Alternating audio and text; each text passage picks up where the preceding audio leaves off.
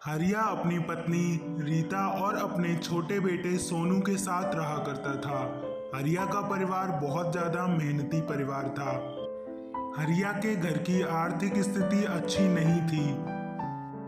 हरिया सुबह जल्दी से अपने खेतों की ओर निकल जाया करता था।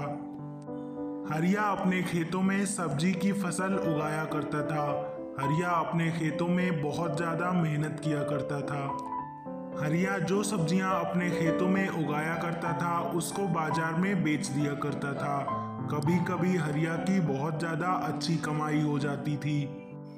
हरिया भैया, ये सब्जियां ताजी हैं ना? क्योंकि आज मेरे घर पर श्यामू का बर्थडे है, इसीलिए मुझे ताजी सब्जियां चाहिए।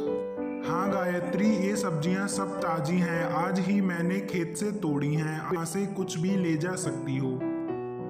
गायत्री सब्जियां लेकर अपने घर की ओर निकल जाती है।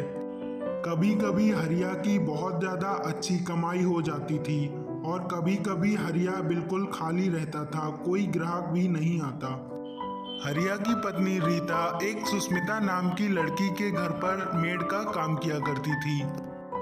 दीदी, मैंने बर्तनों को धुलकर रख दिया है और रसोई घर भी साफ कर दिया है। अब आप बता दो कि खाने में क्या बनाना है। रीता, आज तुम्हारे भाई बोलकर गए हैं कि कढ़ाई पनीर और थोड़े से कुलचे बनवा लेना, क्योंकि कल वाले छोले रखे हुए हैं। रीता जल्दी से रसोई घर में जाती है और जाकर कढ़ाई पनीर और कुलचे बनाकर तैयार कर देती है।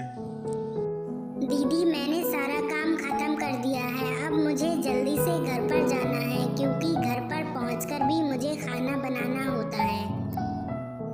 अच्छा रीता, ठीक है, तो तुम जल्दी से घर पर चली जाओ और जाकर खाना बना लो। कल तुम समय से काम पर आ जाना। जैसे ही शाम होती है रीता अपने घर की ओर निकल जाती है। जैसे ही रीता घर पर पहुंचती है वैसे ही वह तुरंत जाकर छोले और थोड़ी सी रोटियां बनाकर तैयार कर लेती है। हाँ, मैंने खाना बना तैयार कर लिया है। आप जल्दी से जाओ, हाथ मुंह धुलकर आ जाओ, फिर मैं खाना लगाती हूँ। इसके बाद रीता सोनू और हरिया दोनों के लिए एक एक छोले भटूरे की प्लेट लगा देती है। माँ, आपने तो बहुत ज़्यादा स्वादिष्ट छोले भटूरे बनाए हैं। आपने छोले भटूरे बनाना कहाँ से सीखा? मुझे एक प्लेट छोले भटूरे और खाने हैं। एक रात अचानक हरिया के गांव में बहुत जोर की बारिश हो जाती है। बारिश होने के कारण पूरे गांव में पानी भर जाता है। रीता, मुझे तो बहुत ज़्यादा चिंता हो रही है। मुझे लग रहा है कि अगर इतनी तेज बारिश होती रही तो हमारी सारी सब्जियां बर्बाद हो जाएंगी। आप बिल्कुल भी चिंता मत करो। जैसे ही बारिश रुकती है आप तुरंत खेत पर चले जाना और देखकर आ जाना। जैसे ही बारिश धीमी होती है हरिया तुरंत ही अपने खेतों की ओर निकल जाता है। हरिया खेतों में पहुंचकर देखता है कि उसकी सारी फसल बर्बाद हो जाती है। हरिया बहुत ज़्यादा रोता है। क्या हुआ? हमारी फसल कैसी है? रीता, इतनी तेज बारिश और तूफान के कारण हमारी सारी फसल बर्बाद हो गई और हम भी बर्बाद हो गए। आप बिल्कुल भी चिंता मत करो, केवल ईश्वर पर भरोसा रखो, वह सबकी ओर देखता है। मैंने आपके लिए और सोनू बेटा के लिए छोले भटूरे बनाकर तैयार कर लिए हैं। माँ, आप बहुत ज़्यादा स्वादिष्ट छोले भटूरे बनाती हो। मैंने तो इतने स्वादिष्ट छोले भटूरे कहीं नहीं खाए हैं। नीता के हाथों का खाना उसके घर वालों को काफ़ी ज़्यादा स्वादिष्ट लगता था और सभी बहुत ज़्यादा चाव से खाया करते थे।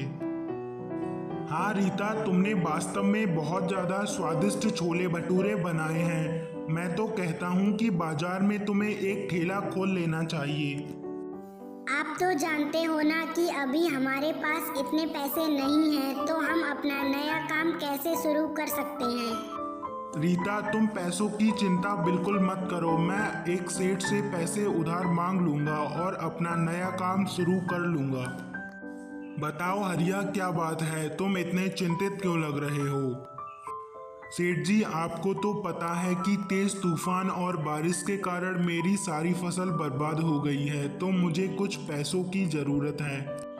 हरिया, अभी तो केवल मेरे पास 30,000 रुपए पड़े हैं जो मैंने इस बैग में रख दिए हैं। तुम ले जाओ और जाकर काम शुरू कर लो। हरिया तुरंत ही पैसे लेकर वहां से चला जाता है। हरिया ने बाजार से ठेला लगाने की सारी सामग्री खरीद ली होती है। अगले दिन से हरिया की पत्नी गांव के चौराहे पर अपना छोले भटूरे का ठेला लगाने लगती है। हरिया की पत्नी की पहले दिन ही काफी अच्छी कमाई हो जाती है। अब हरिया की पत्नी रोज बाजार में अपना ठेला लगाती थी और अच्छी कमाई भी करती थी।